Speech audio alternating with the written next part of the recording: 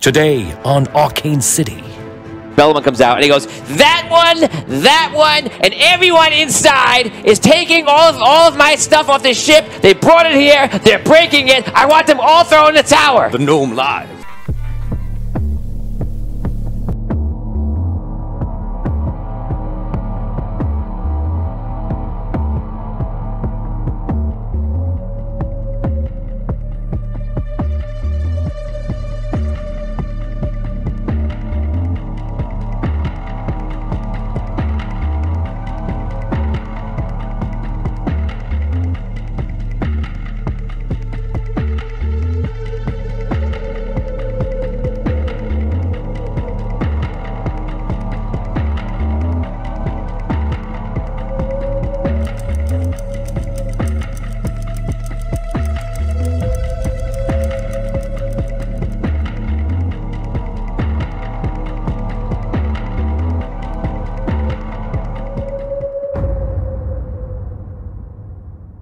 So once again, in the review, you have Rob, who's Caddick, a squire, human. You have Scro, who is a beastborn. He's a thug and a gunslinger.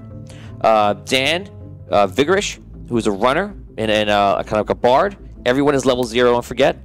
Brooke is Maya, a scavenger. She's basically on her way to being a ranger. That's what she keeps going for. Tom is Robin, a thief. He is half-elf. And we have Vinny, who we don't know much about right now, but we know he's crystal-born. That's about it. And there's not many of him around, if any. And so we begin. Caddick, you have been carting to Solst, the Arcane City, now for almost 2 months. It's been a long road from Oakfrost in the north. Through the snow barrens you traveled, then by water vessel, then through the forest, and then through the plains north of Solst. The journey is you and your father, as well as 3 servants. As you know, your father is a lord, one of the many lords of Oakfrost. Your servants are common folk, but they are paid well and considered an extended part of the family in most cases in Oakfrost. Their names are Trevor, Wallace, and Araya with an E. If you forget their names, it would be very rude. It's been at least 3 storms, a dozen or so rainy days, and 5 times stuck in the mud, and simply the worst trip of your life. You don't know why you have to go to Arcane City. All you know is you have to go. And it's hard to disagree when your father is not only your father, but as I mentioned, a lord of Oakfrost. If you were first born as your brother was, you would be with your mother, and you would be seeing over the estate and affairs of your family. But you were second born. And while it was in the cards for you to become a knight of Oakfrost, it seems that is all taken away. You look at your father, the shining example of a knight, a paladin with the sigil of a bear. Your father would never lie to another. He would never wrong them, or even cut a corner. You're proud of him, but perhaps so proud you feel helpless and trapped by the deep shadow he casts upon those around him.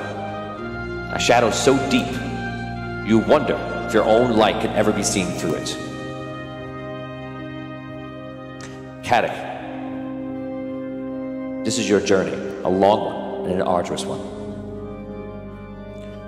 You're close to arriving in the Arcane City.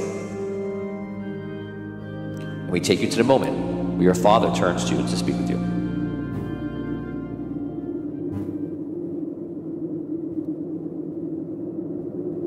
Caddick, check the bags. Make sure the food is still fresh. Out of game, he asks you this every hour of the entire trip. Yes, father. I'll check them again. Check the bags. Everything looks great. No problems. You come back?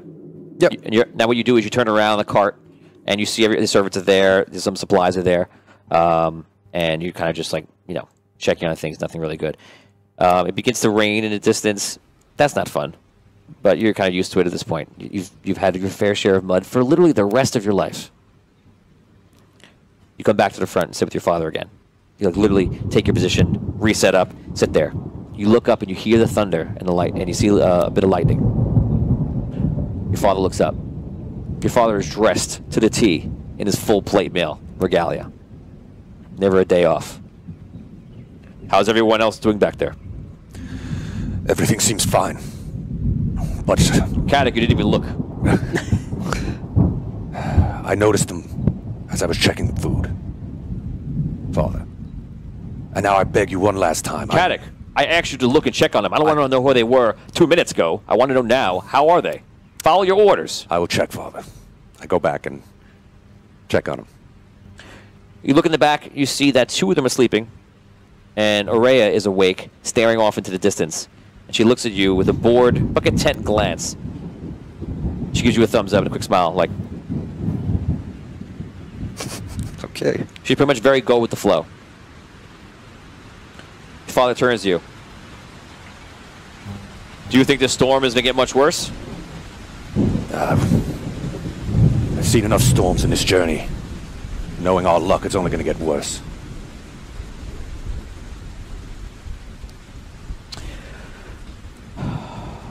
Caddick, this is out of game. You have always had a knack for storms and rain. You always are able to sense danger. You're not really sure. Maybe something in the air. A certain feeling about the clouds rolling in the distance. It's perhaps the one thing your father asked you and actually trusts your answer on. You feel like without that, you'd almost would have no worth to him. Whether that's true or not, you don't know, but that's how you feel. You can put that down under talent also. Ooh. But you can put weather sense. Storm Chaser. Storm Chaser. Ooh, that's much cooler. But Storm Chaser. Weather guy. I thought he had a talent for not being loved by his father. For disappointing your father. That too. It all came back around. Hoisted by my own petard. Tables have turned. I feel it. Don't worry, I feel it. You continue riding on. In the very, very far distance, you see the Arcane City. And in the distance, this is what you see. Minus the person sitting on the left. You see the lighthouse in the distance that is currently on, shining around. And you see this entire city. The entire planet is one giant city. Surrounded by great walls. In the past, in the last quest in Celestial War, there were no walls. They've been constructed, probably by magic. The shield is erected around the whole entire thing, and you see beams of light on the outskirts and within the center going up into the sky, creating and manifesting and stabilizing that shield. Many ships are out in the docks. People are coming in, trading, and you can't really hear much of the city, but from where you are right now, you could definitely see it as you are right now. Any questions about what you're viewing? No. So the walls are inside the bubble? The wall, yeah, the bubble actually starts on the walls. Well, actually, it goes a little bit past it in some cases. Questions from all of us? I'm sorry, or just Rob? You can ask a question if you want. Okay, what is the land directly outside of the bubble? It's basically forest. It's quickly forest. It starts off obviously like as a shoreline, but then about 300 feet in, it becomes like a bit of a forest. Okay, I'm just questioning the buildings that I see on the drawing, on the animation. I have a question. How much of the city has water surrounding it? Like the whole thing, or? So in the past, in the other quests, it wasn't like that. It seems to be different. It's almost like they either the water rose, or they let the water in. It's one of those two things. Okay. Like that. Is it all around the city though? Do we know or not? It is all around the city. Well, you guys, yeah, you live there. You know. You've never been outside, but you know. Right. The only place to get on now, it seems like they're trying to make it very defendable, and they're worried about the world. So the world now is full of dragons, as you know, and it's also full of many of the monsters that came from Dragano that still roam and now are multiplying and like that in some cases. And it's the typical world of a tabletop where now there are monsters there, except in this world, instead of me writing a backstory that this is a world of monsters and knights and dragons, No. You know exactly how the monsters got there. Right, it already happened. Yeah, you know how the gods got there and where they went. You know how the dragons came in. You even know how the Grim Reaper was made in Super Farmer. You know everything about every society by watching the Celestial War, which I think is really cool. It's awesome. I didn't have to write it down for you. I didn't have to give you a 21-page document. But it is all there in the entire quest, and you see what it is from the beginning to there. So yes, there are monsters around, and it looks like they've been defending themselves a lot better. Okay, so you start your riding in on the cart. Caddick, our house is in the center circle, near the Arcane Hall in Arcnum's Tower. You'll like it. It's the nicest part of the city. Just make sure you look presentable and always represent our family well. Father, you know I would never bring dishonor upon our house. But I beg you for one last time, don't make me go to this place. This city is full of cutthroats, and thieves, and charlatans. My presence here can't be essential to your business.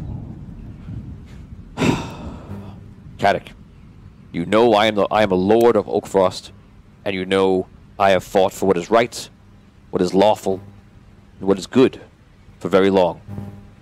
I have been summoned here, though I cannot speak of it, for a very important purpose. And it has to do with exactly that. A bit of Oakfrost might, if you will, brought into the Arcane City.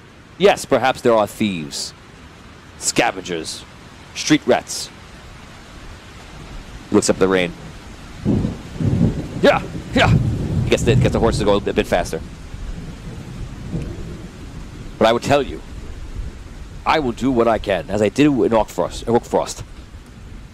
And I want you to do the same. You will have your own purpose there. It's important that you, again, represent our family well. They do not know anyone from Oakfrost. They will know you, and they will know me, and they will judge us all by how we behave. Why should we care about the judgments of this sort? This is our home now. Oakfrost will no longer be our home, for the time being at least. You should not care about the opinions of others, but you should care about the mission that your father does here. And like it or not, you are a part of that mission. I hope you understand, and I hope I am clear. I understand, Father, of course. You guys continue on, you make your way. And now we're going to head over to Maya. Maya, you're peeking out behind a tree in the forest. Who knew people would be on the road today? Rainy, stormy, and it certainly is not in the schedule. That is with traders, anyone being invited, or anything that you've seen before. So you were caught off guard, and you had a dash for the forest and hide behind the nearest tree. Rarely are there travels coming to Solst. You know the magistrate Arcnum doesn't like any visitors off schedule, and usually it makes it very easy to sneak out because of that. You're now in what everyone in Solst, in the Arcane City, call Outer Solst. What's out here? Not much. There are a bit of farms, some outlanders, the lighthouse, and a few other buildings around. But 99% of the city is within the walls, within the shield. Right now, you're caught in the middle of a storm. It's wet, it's rainy, it's not fun to go into, but it definitely covers your tracks, and it definitely makes it easier to sneak out, so you're not really upset. Once again, you peek out behind the tree, and you see humans traveling in a cart, attempting to enter into Solst, the Arcane City. You're pretty sure that they saw you. In fact, even one person in the back, you believe, probably saw you. You're pretty sure she pointed you out, raised her hand in the air. You don't know how she could have seen you, but it looks like she pointed right at you. At least you think so. You wait a few minutes. You have butterflies in your stomach, animosity, and you turn around to look as what you should do. Travel back, or get the supplies for your family and do what you must. And you do know that you must. You notice birds are in the trees taking shelter. Small animals creeping around, trying to stay out of the rain. Take a look at your list. You pull it out of your pocket. You wonder, what do I have to get today? On your list is forest berries, elder root, any eggs you can get your hands on, and something you've always looked for because you know of the legend of it, the white flower. Finally, the cart reaches the inside gates. They seem to be in some sort of conversation. And finally, they let them in through the gates. That's you. You arrive into the city. Here we go, you think. You now have the opportunity to travel back and run into Solst, no penalty of failure, or go out into the forest and get what you need. What is your choice? I go out into the forest.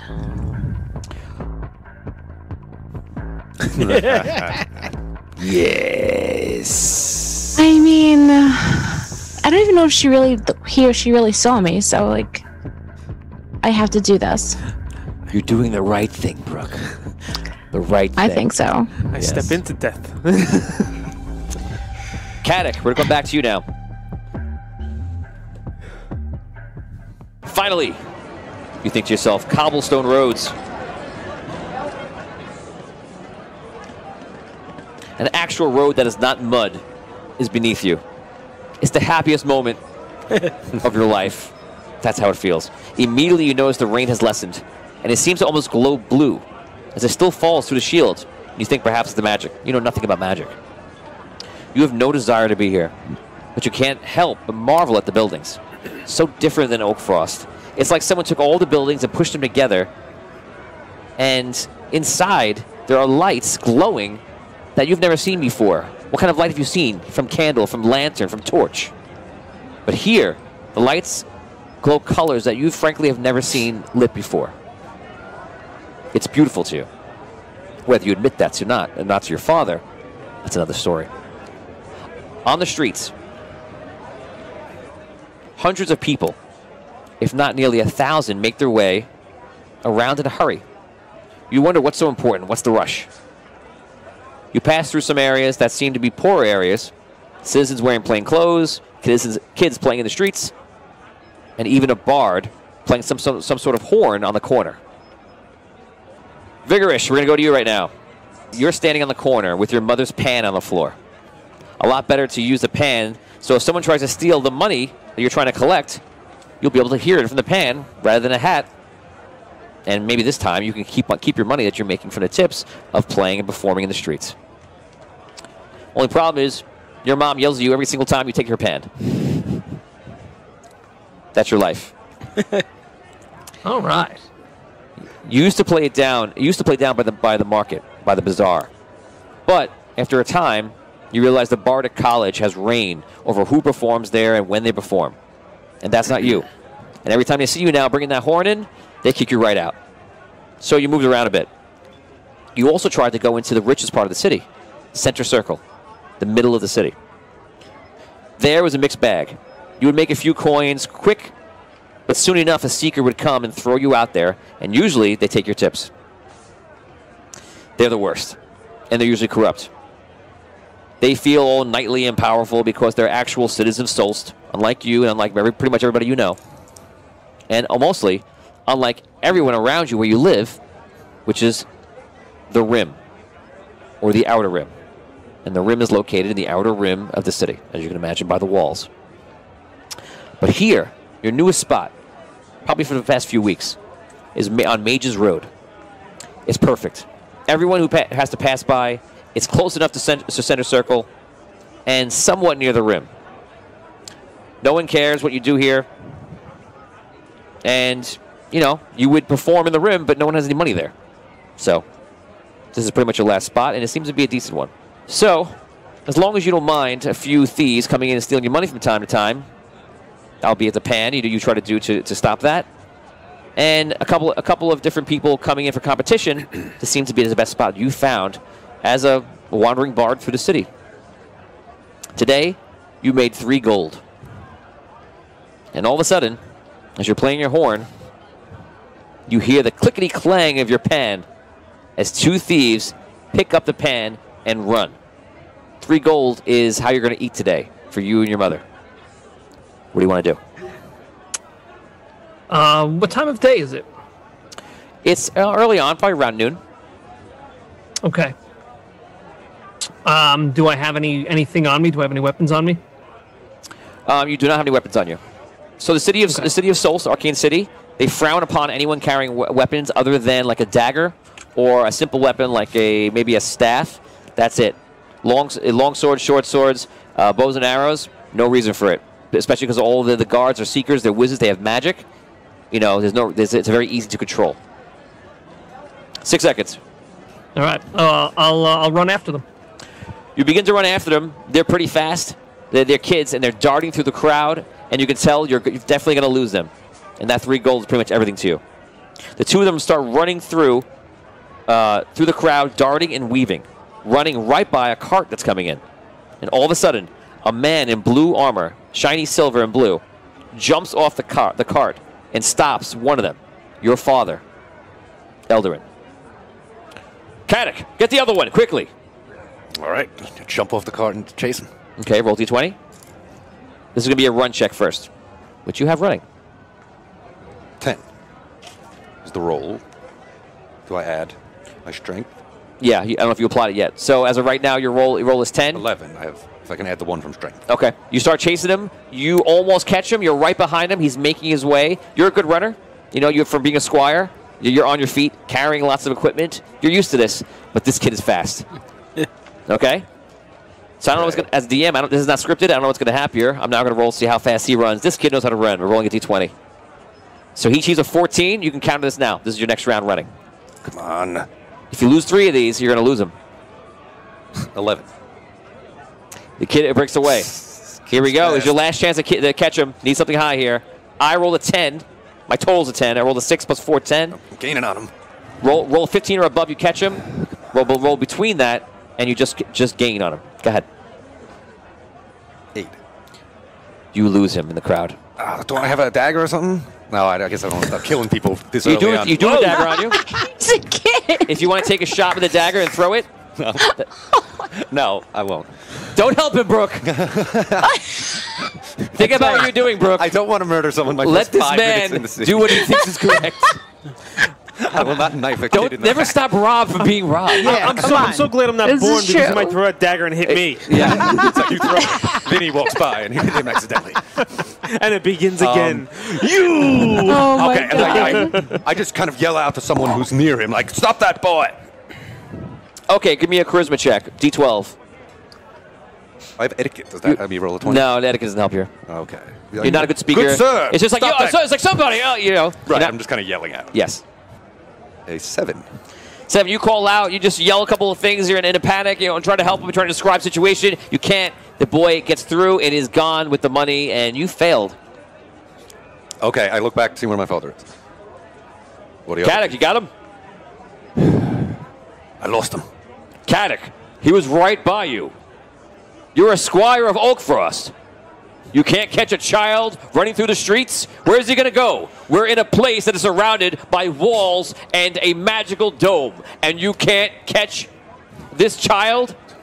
Thief like that. Runs, no doubt, every day. I've never seen someone run like A this. thief. It's a boy. A boy with a pan. You're a grown man, for crying out loud. You're right, father. Get back in the cart. I go back. Brutal. Oh my goodness. Get in the cart. Where's his thief? Do you say that, or you just like that? No, I look. He comes over, and you see he has a thief, and he's holding him by the back of the collar, and he brings him over to you, Vigorish, and he goes, well, at least give him back the 1 coin he's seen in your hand. Do I know who the boy is? Do I recognize him from the town? Maybe, but you don't know who he is. Maybe you've seen him around. Okay. Hey, give me my gold back, man. Where's your friend? Where is he? Drop the coin.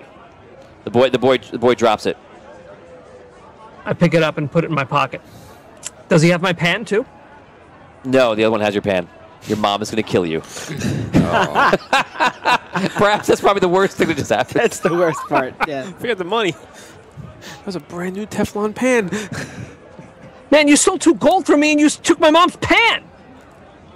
Guys, Listen, we're gonna check right now. I'm on the same corner every single day, all right? I'll be back there tomorrow. You get your friend, you come back, and you bring me my pan, and you bring me my gold, okay? Or I'm gonna find you. Okay, yeah, I'll be back later. God, can't stand this city sometimes.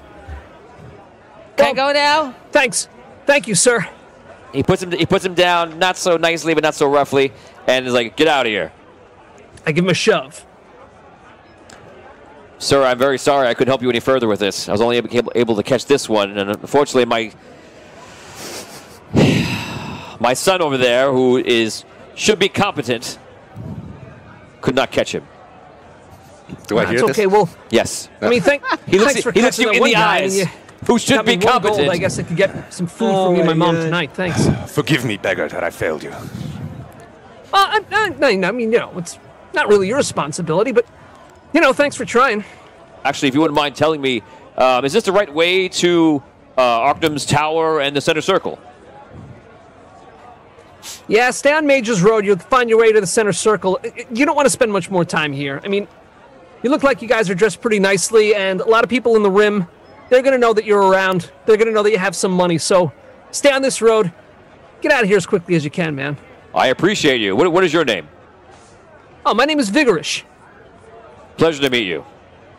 Yeah, Okay, nice we'll to be meet on you our guys, way. too. Good day to you. Good luck with your horn playing. Yeah. They start leaving, start going down towards what you hope is center circle. Tom, you are Yes. outside. You are outside, walking around, and getting somewhat impatient. It's rain. It's cold. You're wet, and you simply don't like it. You must have walked around Arctum's Tower in the middle of whatever storm this is 10 times now. You're simply not sure what is worst. Royals, diplomats, or the ones who just think they're important. You never know what you're going to get. And today is probably one of the most annoying days you've had in a long time. Because in this case, it's a gnomish king who just won't stop complaining to a Seth by the name of Soltal. They've been trying to communicate and have asked you to follow out of earshot, which means you're not even working. The gnomish king waved you off earlier, and you've been circling Arctum's Tower for literally over an hour in the rain, not even translating. And they're both trying to communicate, talking in common, very poorly, and nothing's happening. And from what words you can hear aren't right words. So, you're not having a good day. All right. That's unfortunately typical, I guess. I'll just start singing a song to myself about the rain in Seth. In Sephian? Yeah. Okay, you start singing, and as you do, perhaps because you sang it, or perhaps because it's just the right timing, the gnomish king waves you over. I come over. Listen, Your Highness, how? I need something. And he's talking to the Seth Soltal, but he's like looking at you. He's doing the George, points at you, but he's talking to somebody else. So listen, I need something that we can make a much larger explosion. Let's just say that I need to get past a shield of great importance to me, like this one around the city. I need something stronger, though. Bellman looks at you. Well, translate! Of course, Your Highness. I turn to the Sephian and I say, His Royal Majesty is looking for something, a strong enough force to set an explosion that can destroy a wall like the one around the city. Can you help him? Soltal looks at you. It seems to be very learned. You can tell this guy is someone who's, when you know him a little bit, that he's involved in the Iron Circle. He's involved in Arctum's Tower a little bit. He's well connected. But he's also pretty intelligent, and in a weird way, he's very respectable. But you're just also aware of everything he does. I have lived in this, he says in Sephian, I have lived in the Arcane City for some time now, and can say that magic around the shield is very powerful and unique, and I believe it is powered by soul crystals. I do not believe the Gnomish King can open this shield by the soul crystals he owns alone. He looks at you. This is a game of memory.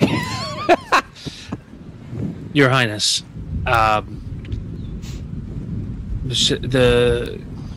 he says that he's been here for a long time, and he believes that the wall surrounding this city, this magical wall, is so powerful that the soul crystals you possess right now are not enough to breach it.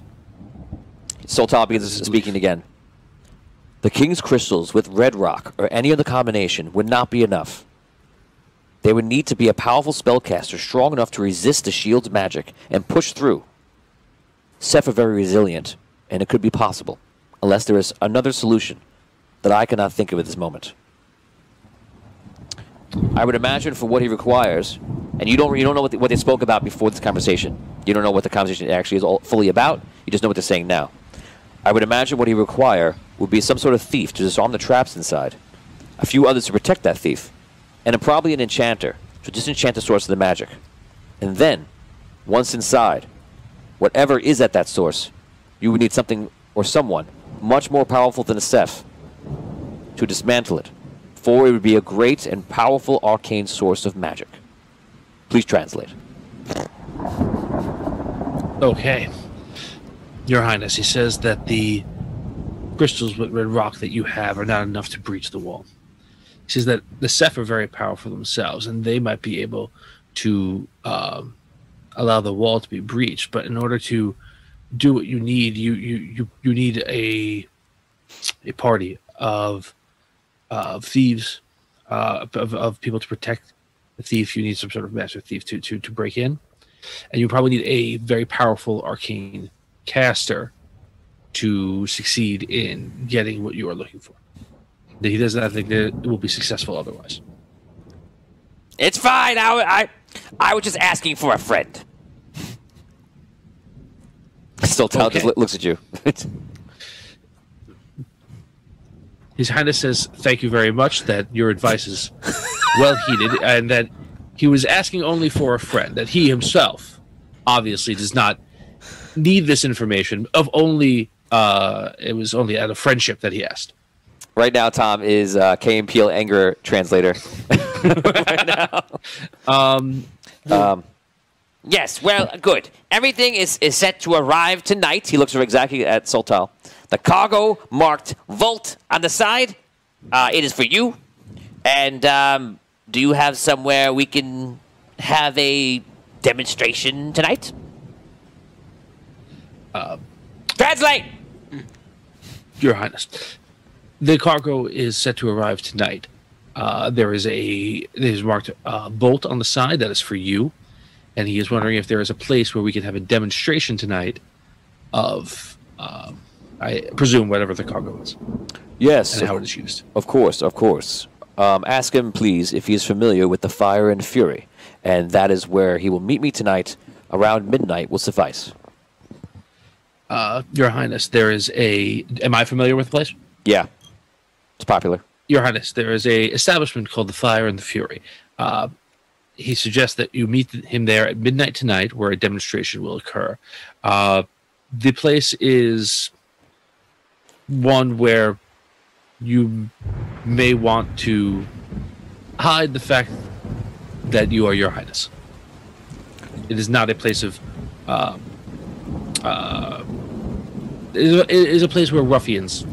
Fine, fine. I will have my guards with me. Tell him I will be there with my elite gnomish guards. His Highness plans to be there at midnight with his elite gnomish guards. No. This is unacceptable. He must be alone. Otherwise, the Iron Circle will see this as a threat. Understood. Your Highness, he expresses concern that if you arrive with your elite guard, the Iron Circle might see that as a threatening gesture, and he insists that you arrive alone. Nope. Tell him Are you translating? What's nope in Cephian? Make it up, It's Tom. very similar. What's nope in Cephian? I will say it is. Okay, that's very similar.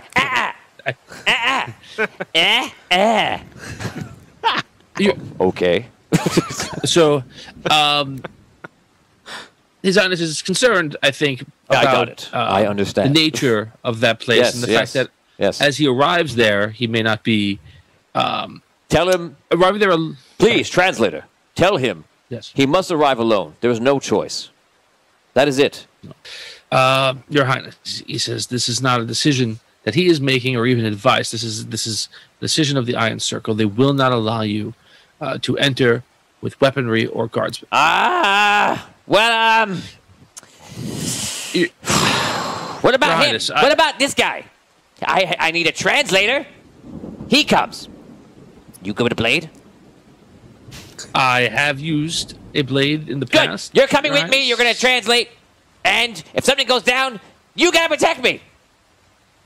It would be my distinct honor. I know. Highness. Tell him. His Highness suggests, as a compromise, if you would allow me to travel with him as a translator, and at least he would feel some protection. And he has someone that he knows here in the city, and I suppose that if he's in any danger, he would throw me at the danger. Would that be okay? I believe they would be okay with the translator, since that seems adequate and appropriate. I will let them know. Please tell him I will see him tonight at midnight, and I will apparently see you there as well. Good day to you both. He nods to the king, and he takes about 5 steps back, and then turns around and goes. Your Highness, he approves of me as your translator. Where would you like me to meet you? So we will travel there together. I'm staying here at Arcnem's tower, so you can meet me here. Bring a big sword. Very easy to do. I will bring what I can bring, Your Highness. He made it very clear that if I bring a big sword, they will not allow us in. Bring a small sword. I will bring a small blade. But I will bring myself, and I will do everything I can to protect you. You have my word. Fine. Bye. Be here on time. He walks off. He goes into the tower. Okay, Caddick, we're going to go back to you right now. All right. Caddick, you pass into center circle. A few wizards appear next to the cart. They're wearing yellow robes. Lord Edrin, you are expected. Your house is here. The address is 7211 Center Circle. We will show you in and magically ward the house from those who would seek to enter unlawfully. Everyone here in your party would, of course, be safe and never have to worry if someone comes in your house unwanted.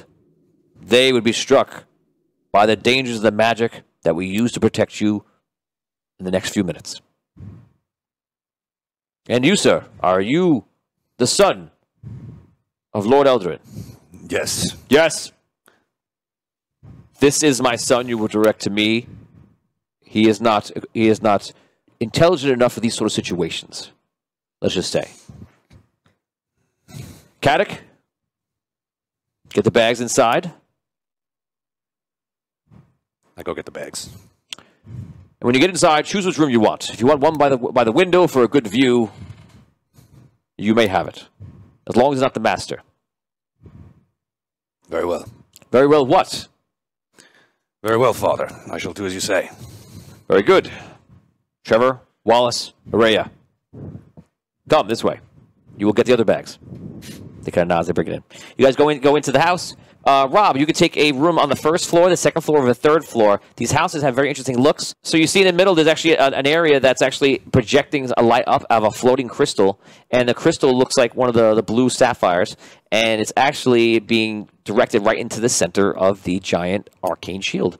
Your house is probably off and to the right now. And you can see Arcnem's tower in the back. Arcnem's tower is actually split into two. And that is the one you see in the very distance. Across the street right here is some sort of opera house, and there's many shops here. Everyone in this area is absolutely and easily targeted as wealthy or with money. Very different from what you saw in the Rim, and very different from what you saw on the way, even as far as Mage's Road brought you. You've made your way through this area and off to the right, and the building that you see with the orange lights on, that is your building. Oh, nice. To have such a significant building in the center of the town when people are poor, starving, or barely have anything to live in, obviously you can tell of the worth of your father's mission and why you're here. Which floor do you take a room on? The first, the second, or the third? Where is the master? The master is on the second floor in the back. Okay, so I'll take a third floor room with a window. Third floor with a window. Okay, so all the other servants take floors on the first floor. You're the only person on the third floor. There's other storage areas up there as well. Okay, we're going to head over to Dash.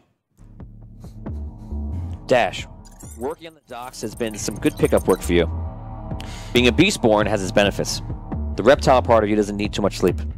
About 4 hours a night does you pretty fine. So you're able to work these hours during the day at the docks and at the fire in Fury at night for the Iron Circle. Usually you're working with runners when you're working for the Iron Circle, making sure they do their job and help them out if someone doesn't pay them. Of course, there's all sorts of things they use, but for the most commonly thing that you do, you're following runners around, make sure they're safe, and you apply a little muscle when a little pressure needs to be applied. Today it's rainy and windy, and all the dock workers have been complaining. And there's been a lot of accidents on the dock already because of the high winds and the storm and such. You just keep your head down, don't draw attention to yourself, and keep working. After a few hours of working, you look over to see an oddly dressed person come in. And you're not really sure who they are right now. I'm going to stop you right there. Going back to Caddick. Your father comes down after figuring out the rooms, and he says to you, "Caddick, I just got to one more thing to speak to you. I have to head over to Arctum's tower right now, and apparently you can head down to the docks right here. There was a note on my bed here, and you're to see Ogun. And Ogun will have some work for you at the docks. And I know we talked about what you'll be doing here, so I basically signed you up here at the docks. You'll be working there for 8 hours a day, and you'll be doing whatever they need you to do over there. And you know what? You still got half a day left. When you get down there, see if you can help him out, and maybe you can work the second shift today." Very well, Father. I'll go down to the docks so I can haul boxes. Exactly. All right. I Get to it. guess I take my dagger and cloak and head off to the docks. You head out to the docks. We go back to the docks, and we go back to Dash. You see an oddly dressed person walking up to you. If you guys want to know what he's dressed, how he is dressed, look at the person 3 from the right on your screen, and that is Rob's character. He's wearing that exact outfit, and you see the dagger at his side. He walks up. He is completely out of place, and you kind of wish he wasn't walking right to you, but it looks like he is. Whether he has a question for you or not, but that seems to be where he's walking. You don't see many people talk to. You see a large reptile man, which this might be the first Beastborn you've seen in your life. Mm-hmm. And but he's the only person around. And there he is. You could now both roleplay. Okay. I approach him. You there? Do you have words? Can you speak? Yes. Ah. Very good then. I seek a man named Ogun. Ogun. Ogun is the man in charge of the docks. He's dock master. Ah, the dockmaster. Ogun, yes. Do I know where he is? Yeah, he's usually in his office. It's right like off the pier. Well, his office is over there by the pier. Many thanks, creature. And I walk to the direction he's given me. Strange Creature. looking. He called you creature. Yeah, yeah. I'm used to that. You got a little bit of your father in you, it looks like. I'm used to that. You walk up. You see Ogun's there, going through some stuff. I enter. He looks up. Yes. Greetings. I'm Caddick Hartford. I've been sent by my father, Lord Eldarin. to seek you about employment here. Oh, yes, yes. Your father is some big hotshot, looks like. He wants me. I have explicit instructions to work you hard and to make sure that you're here every day on time, in and out. Am I going to have any problems with you?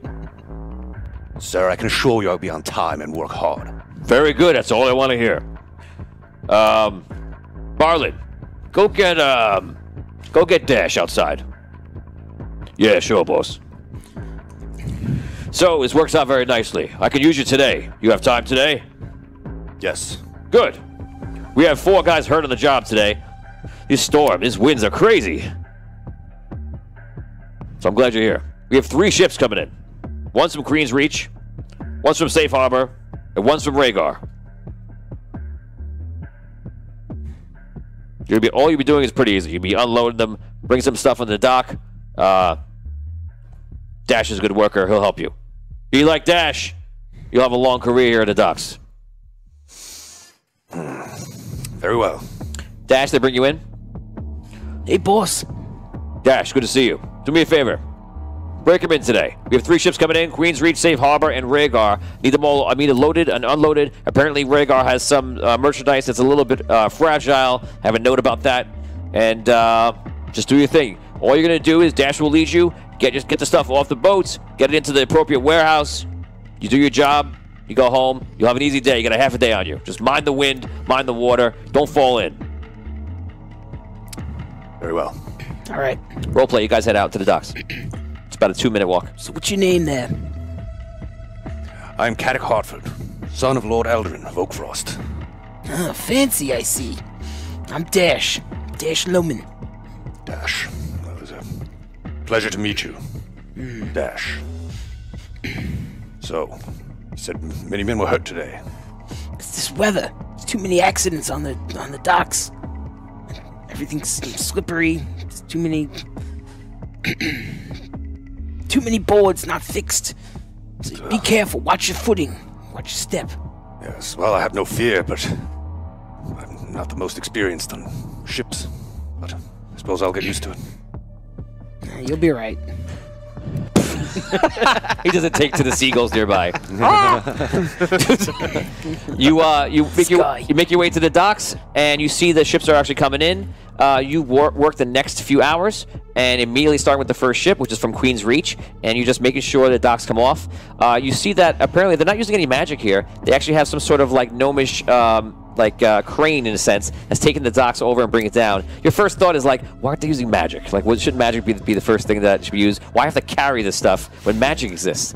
You know, you don't know anything about it, but like you're wondering where it is right now in your time of need. So you're bringing things out. You notice he's pretty strong. He's pretty quick, and you immediately like because you're working so closely with him and you're being around something that you've never been around before, you're noticing his mannerisms, how interesting and unique they are, and how different they are from you and what you see. Everybody you know is mostly human in Oakfrost. You're not even seeing elves, yet now you're working alongside a 7-foot reptile beastborn. So it's an interesting experience for you, to say the least. Maya, we're going to go to you right now. It's starting to get late outside. You're outside in the forest, as mentioned before. You begin to make your way back. You realize you'll have to run when the time is right. Usually there's a captain and a guard, and usually they're geomancers, and they don't mess around, so you can't risk getting caught. You prepare yourself and finally make a dash for the shield. I'll stop right there. Do you want to make a dash for the shield? This seems normal to you. It seems like it's going to be an easy run, something you've done many times before. Obviously, this feels like a DM trap setup, but what do you want to do?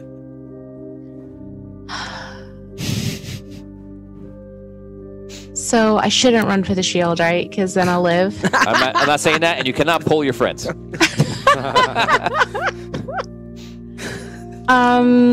want to look for the white flower a little more. Make a roll. So instead of going back right now through the exact time that you know is the safest, when the guards are shifting, you're choosing not to do that. Make a roll for the... Oh, they're shifting now? Yes. I'm sorry. Yeah. Okay, yeah. I'll run back to the shield. Okay, so you're going to be running. Do you have running as a skill? I don't. Okay, so you're going to roll a d12. Achieve a 9, and you're fine. 2. Okay. So I usually an 8 is the score I might be. I made it 1 harder just because of the rain and the wind and such. You run outside and you slip and fall face first and plant onto the ground. You roll a bit and force yourself back up, wincing from the pain of the fall, and you make your way right into the shield. Unsure if anyone saw you or not, but what could you do? You get to the shield, press your body through, and you've become kind of used to the feeling of the immense pain, and it kind of weakens you and takes all your energy out, but you can make it through. You fall to the side, but unlike every single other time you've ever done it, there's a captain standing right in front of you with yellow robes. Well, well, sneaking out, I see. We thought something was odd was happening. And then I saw your fragile Cephian body wiggling its way through the water and dirt. Pathetic. How do you plead? I plead not guilty. I fell through the wall. You fell through the wall. Show me you fell through the wall. I was just running. Show me how you fell through the wall.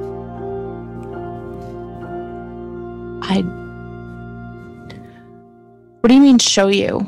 Show me how you fell through the wall. You claim in your defense you are not guilty, and you fell through the wall by accident. Show me you fell through the wall. How did you fall? If you cannot show me how you fell through a magical wall that none can pass through, I will charge you not only with abandonment, but with disobedience and with perjury. If I don't show you? Yes. Do you wish to plead guilty and lessen the charges? I plead not guilty. Not guilty. After considering what you have said here and what I have seen, I announce you guilty. For the charges I have mentioned, you will come with me to Arctum's tower to be judged further. He grabs your arm. You disappear. Perfect. Are there lawyers there, or is this like? You hope so. Where's my phone call? Vin, you see, Vin, we go over to you. You see a flash of light. That's what you experience. You have a moment of life, a moment of light, and nothing else, and that's it. Vigorish, we go over to you. Dusk comes, and you make your way to the Fire and Fury as you do every single night. Silas, you know, will send you home if you're even 1 minute late. Not someone you ever want to get on the bad side of. You've already faced your mother by this time, and she wasn't pleased. You walk into the Fire and Fury. You're way too young to be in here, but everyone has come to know you. And while it's one of the most dangerous places in the Rim, no one gives you a problem because they know who you work for, the Iron Circle. Obviously a playoff center circle, many see the Iron Circle as truly being the power that runs the city. Of course, Aurelius, who is the prime wizard, is in charge. But everyone knows the true power of the city lord, Magistrate Arcanum. There must at least be a few people above Silas, you think. But you don't know who they are. You head to the back, and you give the password to one of the guards. What is the password you give?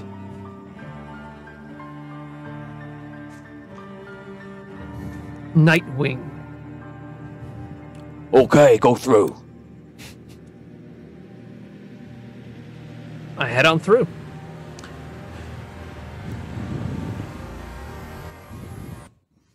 You head inside, you walk in, and you see typical things you see down here. People gambling. Basically, the people that are further up the ladder from the people outside. If someone's in the Fire and Fury, they could just be someone from the Rim having a drink. But it's known that a lot of people see this as a way to make money because there's not many jobs around. There's not a way to earn money that actually makes sense. So people hang around. They want to be chosen. You being a runner makes you a target. But also the fact that you're a runner protects you. You feel the jealousy of others around you. But when you walk back here, in the back area of the Fire and Fury into what you consider to be the Thieves Guild. You feel protected. You feel wanted. You feel a part. Obviously, your mom doesn't know. But it's putting money on the table. She thinks that all the money you earn is just from playing in the streets. And her only request is be safe, be smart, and don't use my pan. One of those you broke today. I don't have to worry about the pan part no more. Yes. Not a worry any longer. Give me a name of a thief. Candy. Handy? Candy. Candy? Candy. With a T. Tandy. With a T. Who's on first? Tandy. Existentialist Good is look you next just to gave him. me. Okay. Tandy. Thanks, Rob. You're the best. We're on a creative show. Tandy. Okay, Tandy walks up to you. I got a message from the boss for you. How you up, doing Tandy? today? You make any money out there? I had a rough day. Got some gold stolen and I lost my mom's pan. You lost your mom's pan, eh? Or just Yeah, stealing a it's not new funny. one? What? I say stealing a new one. I'll get her a new pan. Don't worry about it. Good for you. What's up? What's the You message? gotta take care of your mother, you know? What else you got in life than your mother? Yeah, it's true. Listen, I know. Silas has a job for you. Tonight, around midnight, head to Center Circle. Don't be seen if you can help it. You're gonna meet some gnome by the name of Bellymon. What you're gonna do is gonna bring him here. And there'll be one more chap with him. If there's anyone else, you don't take him. No more than 2 people. You got it? Okay, yeah. Is that it? That's it, real easy for you. No pans involved. All right, Tandy, enough pan jokes. Have you been, man? I've been good, been hanging out all day. I won about 3 gold in a little bit of gambling. You're getting better these days, huh? Well, when you play as much as I do, you gotta be smart. Gambling's a good way to keep you sharp. All right. Well, thanks for the message, Tandy. I'll see you around, man. Say a good journey to you. Okay, you make your way back out, and you travel. Well, you still have a lot of time to midnight, so you actually don't have to leave right now. What do you want to do? You have about 3 hours or so. You see me like a I'll hang around summary. the Fire and the Fury. Don't want to do much gambling, but you know, I'll say hi to some of my associates and some of my friends in the Iron Circle. Okay. You make your way around. You're hanging out, and you basically see Soltal sit down, which is a Seth that you know not pretty well, but like you've had a couple of dealings with him. You're often, like I said, a runner, and he's someone that you're always running for. So while you're not friends with him, he knows who you are. He likes you. Whatever. You do see him sitting at a table. You can talk to him or don't. It's up to you. Yeah, I walk past him. I just kind of elbow him. Say, "Hey, Soltal, how's it going?" He speaks in common, which is kind of poor. Good to see you. Good to see you too. Having good luck today? An odd time. Odd time. Yes. Why do you say that? Yes. I dealt with. You don't. How many languages do you speak? Are you? How intelligent are you? Did you get any points for intelligence for me? No. Difficult day with gnome. I sit, drink ale. Difficult day with a gnome. Which gnome? A very powerful gnome. What was his name? Bellymon. Bellymon. Well, what's his deal? He does not gamble. No deal. No deal. No, yeah. I'm sorry. I meant like, why was he giving you such a hard time? The time was very hard and long. In the rain we walked, talking about nothing. Oh. Okay, well, is there anything more you can tell me about this guy? No, I am sorry. Okay. All right. I'll leave you to your drink. Try to take a load off while you're here, okay? Cheers to you. Good seeing you, Soltal. He nods. Okay, so you kind of hang around. You make your way around. So, some time passes. Hour passes.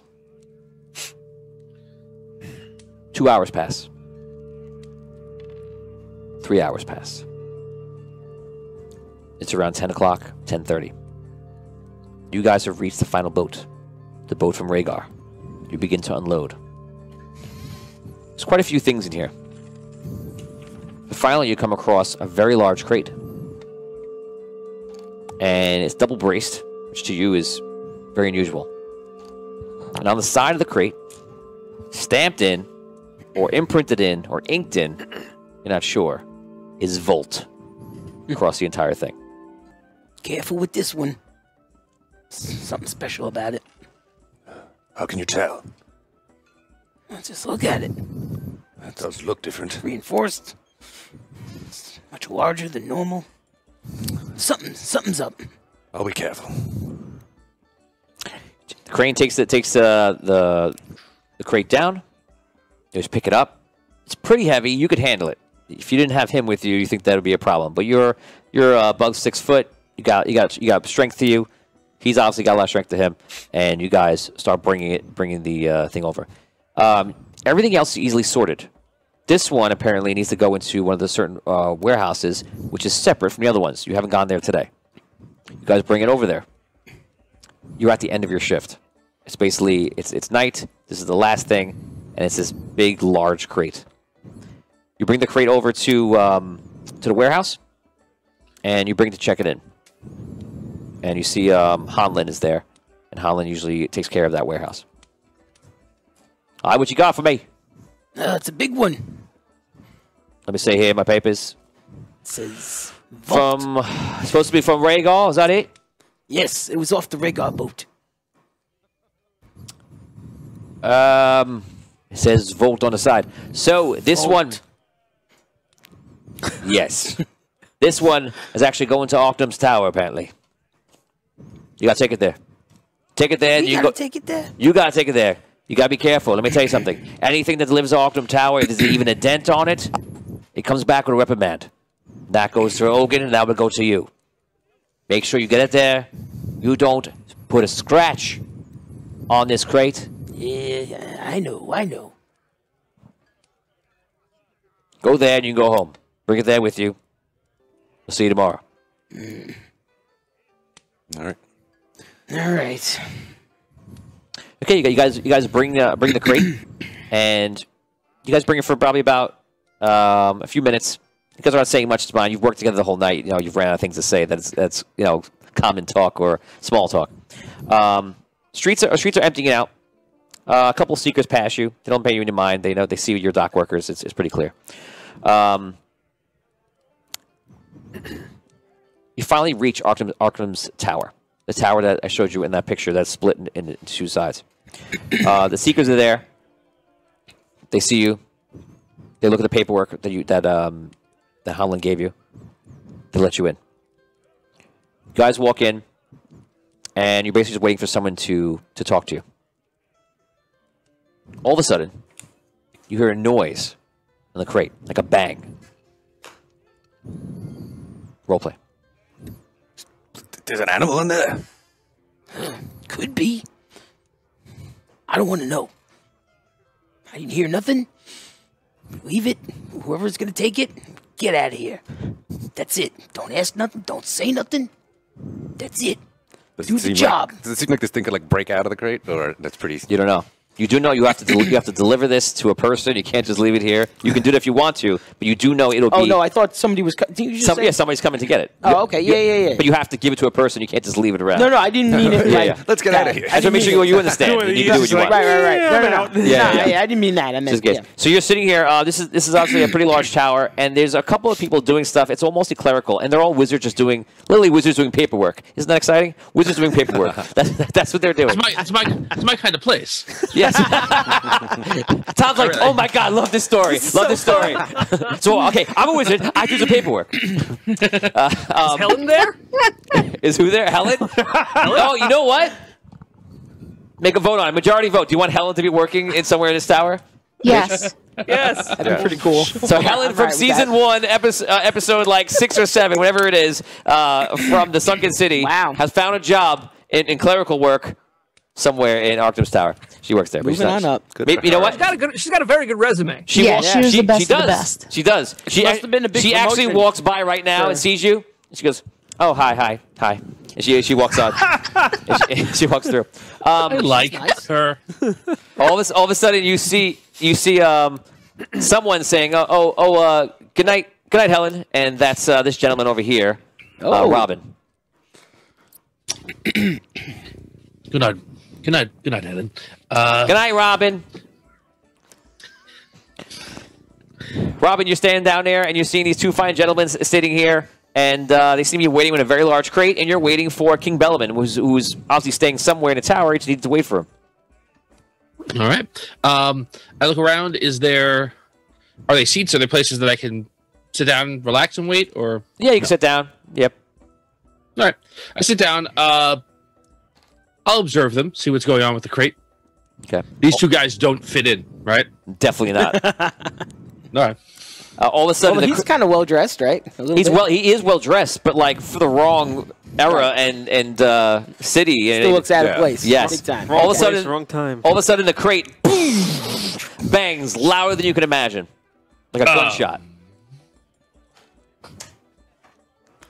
But it stays. It holds. Is it? Yeah. Did it open or anything or? No. Oh, okay. It's just a Why would it loud open? noise. Just a loud noise from inside. Okay. Why would it open? Charles Morrison says Helen she's old AF. What? It's only been 29 years. Oh, he's right. Oh, he's right. Since she's been around. Good point. That's right. Good point. You're right. 29, yeah. But she's bringing in the big bucks now. You know, she's she's high up. That's why. She's doing really Listen, well. if you got This Helen is- working for you, you're doing a good business. She got promoted, and that's it. She's probably going to retire before long. Evan Moniz for Scro. Don't mess up my box, man. Fire with the stars. Scro, you can take 1 point of karma. Yes, thank you, Evan. Whoever gave the karma before, if you want to give it to me now, I think Scott, you were one of them. Let me know who you're giving it to. You can let me know after the show, too, if that's fine also. Scott gave me the 100 stars. I'm not going to say what he said. So. PG, man. PG. Is there anybody else in Does like, anyone this in the lobby? room react Sorry. when the big bang happens Basically, besides me? people are walking in and out. It's kind of like the foyer of like a business, like a very large business in a very busy and big tower, but it's also very late. So right now, it's the three of you in a box. Helen just walked through, and that's basically it. Outside, there's some guards. You don't see them in eye shot right now, and you don't hear them, but they're out there. But that's it. I approach. I don't get too close, but I approach them. Hello, gentlemen. Who are you? My name is Robin. I work here as a translator. I'm here to meet someone to do some translation, obviously. And what? Don't ask. What is that? Don't ask. Why is it? Don't ask. Why is it trying to get out? I don't know. I don't know what's in the box. We're here to deliver it. That is it. Do you think Don't ask. I don't know. Is there a beast that could break such a crate? Why are you asking me? How did you saw it come off the boat just like I did? First time We're I've ever delivering seen it such now. a crate. Well, May I ask you, if you mind, whom are you delivering it to? I'm not sure if that's any of your business, really.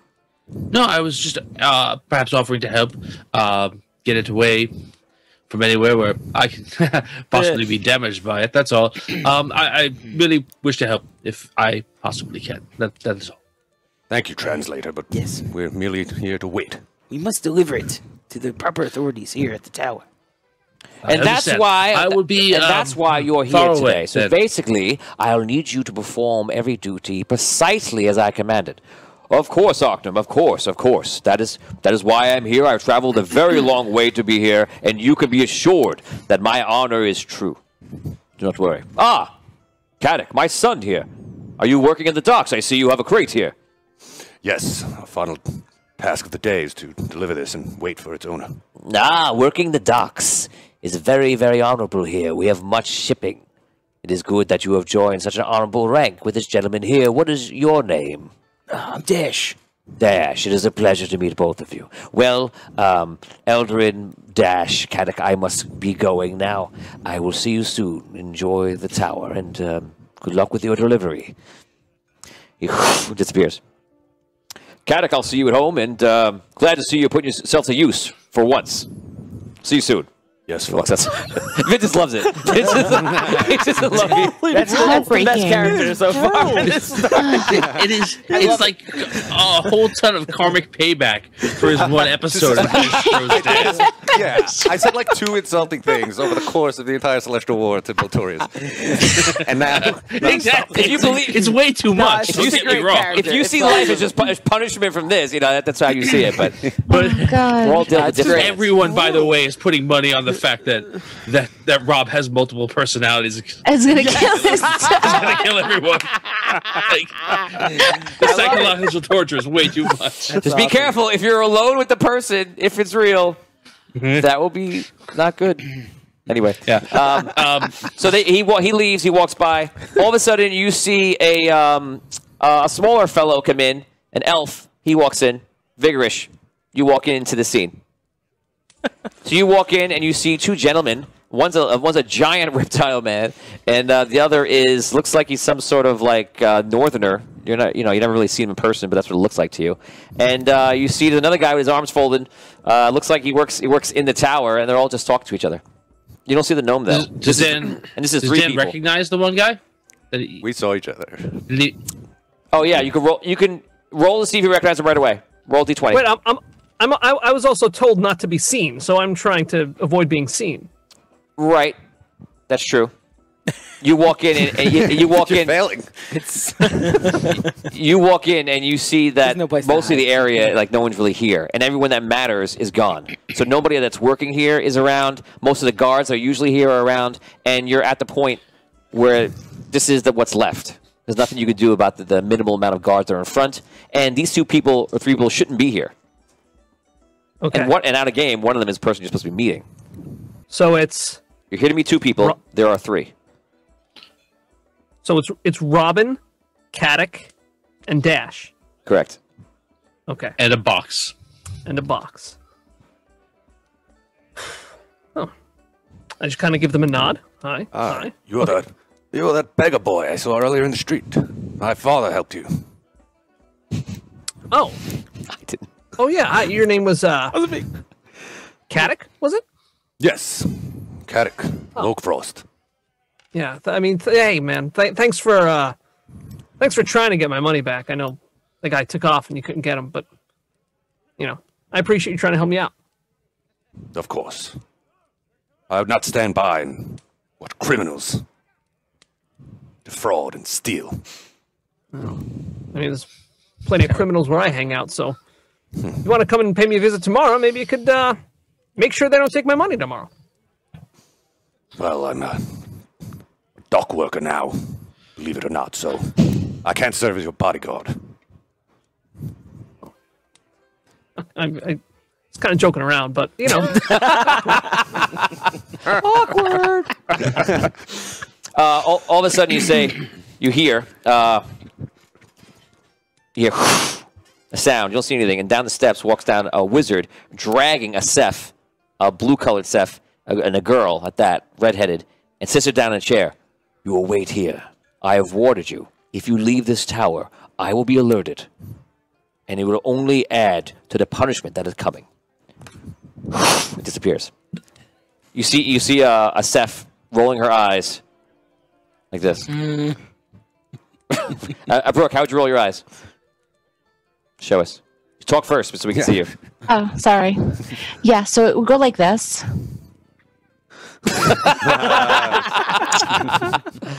So she's sitting in a chair. So it is pretty much everybody sitting in this room. She's sitting down. The four of you are now talking, and you have your crate. Here it comes. And all of a sudden, the crate makes a large sound. It's good. Those double braced. It's fine. No problems. Double braced. What was that? It's the box.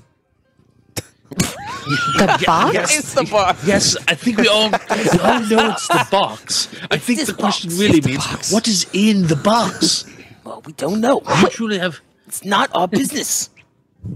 Well, Whose box is it? As I just said, it's not your They business. don't know.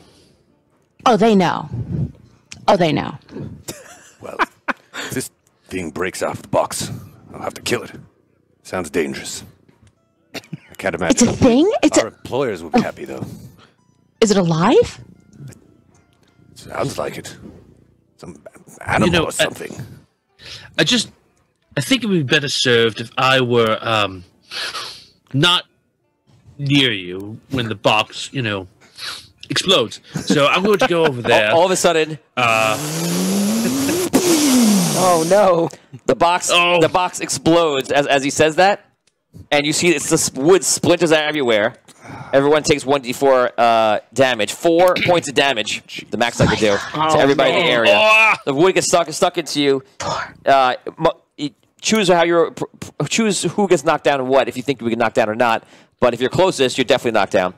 And Brooke, you're already sitting in a chair. I'm really close to the box. Okay. too. Yeah. So all of a sudden, Absolutely. all of a sudden, you sit there. You see a suit, Guards! a gnomish suit. Guards! Shh, what are you calling them It's for? kind of standing Guards! there, and the suit is right now not lit up, but all of a sudden it pulses like, and you see like almost like eyes, like yellow eyes, appear and then go off, and then come on and then go off, and then all of a sudden they stay on, and whatever it is or whoever it is looks around and seems to be wide-eyed, shocked, curious. You're not really sure, and roleplay. Guards! Guards! I'm yelling. What? Excuse me, Lizard man. Man, stop it! I'm yelling for the guards. Okay, you up for the guards? We're gonna roll right now. That's right. Guards! Guards, help! Anyone, help! You don't see anyone What yet. is this thing? You yell for the guards. Form of magic is this? Quick. Dan's character looks significantly younger than the rest of us. He's like a Yeah. teenager, right? Yeah. I'm 18 too. All right, kids, children, kids, just back away. I'm 18. Okay, great. Oh, I'm sorry. Young adult, back away from the robot monster. All right, you're already in enough trouble. We don't need you dead as well. You're very judgy. Yeah, I am. Yeah. You were brought in by a seeker. Who I was said talking about you don't- calling him a monster. You don't know him or it or what that is. You're right. You're right. I don't know him. It's very possible he's a kind, learned soul who loves to collect puppies. Or he's Could a be. giant Love to living, collect puppies. robot beast.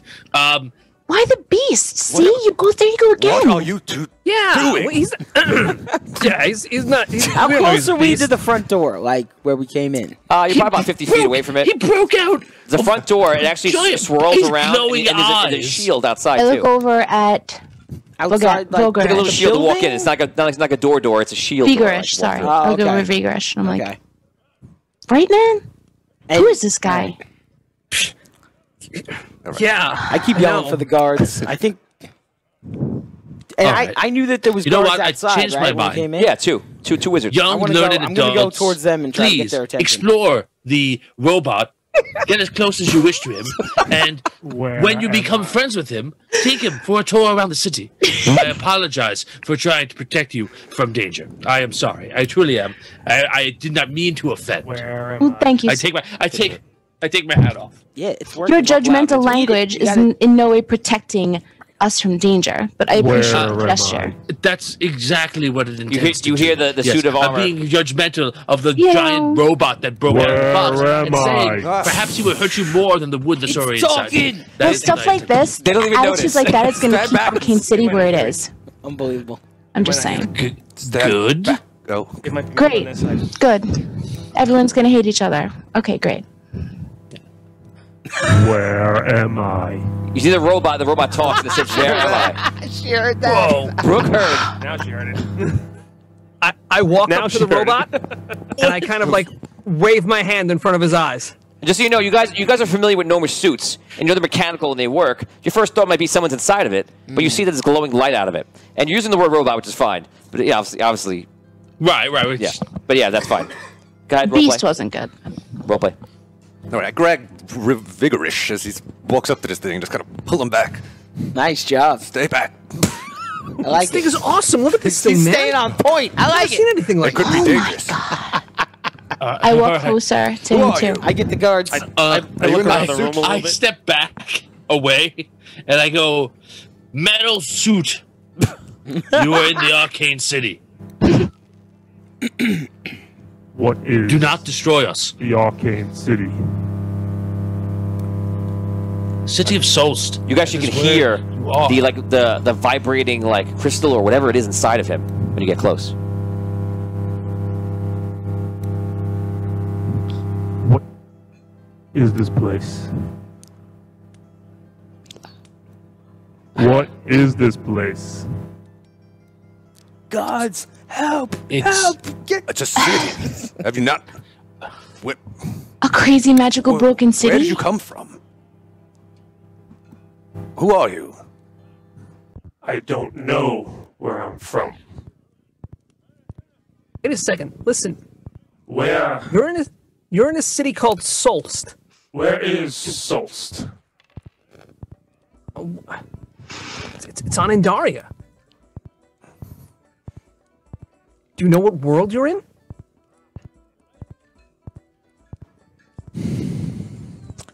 So you see that the pseudo armor seems to like look around. It's green and yellow. And guys, if you're not sure what it looks like, look at the bottom right of the screen, and you'll see the green armor with the yellow cape. The cape's all tattered up, and it looks like somebody took this armor, the suit of armor that was created by like some sort of dwarven steel or red steel, and it's been like patched and well patched with gnomish iron. So it is kind of unusual. gods! Look, Help! All of a sudden, you hear footsteps coming down the from inside the tower, coming down the stairs. I move towards those footsteps. Okay. You hear, "What's all that racket? What's going on down there?" Help the box! Bellman comes down. King Bellaman, it's I, Robin, your translator. We have to go. Yes, I believe you might be in some danger here. There's some sort of metal. Well, good. Creature Fight there. it. That's why you're here. I know. I'm letting you know. Don't come any further. We have Where's to your get to the exit. sword? Wait, Bellamon? Bellamon? You're the king of Rhaegar? Yes. Your Majesty. No, don't do that. Don't do that. I meant no. It's a common name. Yes. I thought you said, Common- "Do you want to be a king or something?" And I said yes. Wait, you're Bellamon? You're a king? No. No, he's not. He's not. He is Bellaman. But Yes. not king. I am Bellman. Let's go. Go. Yes. Where are you guys going? Now all of a sudden he comes down the steps. I gesture towards the door. He comes down the steps for the first time and walks into the room, and then looks over to the left and sees the suit of armor. He goes, "My suit of armor! What is it? It's standing up! What's happening?" This is your delivery? Your box? This is armor? I belong to you. We brought your delivery. What's going on here? We delivered this box. It opened up on its own, and What this did you thing came do? out. You destroyed the box. Nothing. You opened up. No, we did not open it. No one here opened. Where's the guards? Guards! I've been yelling for the both guards. of you. I'll have both of you in the jail here in the tower. I've been yelling for the guards. He's No one Do not did threaten anything, me. sir. Are you threatening not a king? No, of course not. No, he's not threatening My father. anyone. I'm getting the guards right now. And they're coming for you and you Get the and guards. everybody here. I've been trying to get the guards here. You're all a part of it. Whatever you did here, I'm going to have you in jail. And he walks, Can you just listen for a moment? walks- Not he king, walks sir, outside. please. Bring I the beg guards. of you. he walks outside and walks out to the guards. I start following him. When you get outside, you notice that you can now hear outside. I can now hear outside. I couldn't hear what was outside before. Correct. Is that okay? Oh, all right. I got you. Guards, come quick! The box we delivered, it opened up, and there's this thing inside. We need help. Help, please. Hurry up. Help. Okay, so This thing came out. It's like a. this D20 will be in your favor for the reaction. Natural 20 is exactly what you want. They want to help you and get inside. Stop that. 1, they don't trust you because you're from the docks and you're a large reptile. 3. They walk over. It's like, why don't you sit down right here? You see him put his arm on you. And he goes, don't move. He goes, we'll look at this. And you see the wizard come up, and you see the Bellman comes out, and he goes, that one, and everyone inside is taking all of my stuff off the ship. They brought it here. They're breaking it. I want them all thrown in the tower. The gnome lies.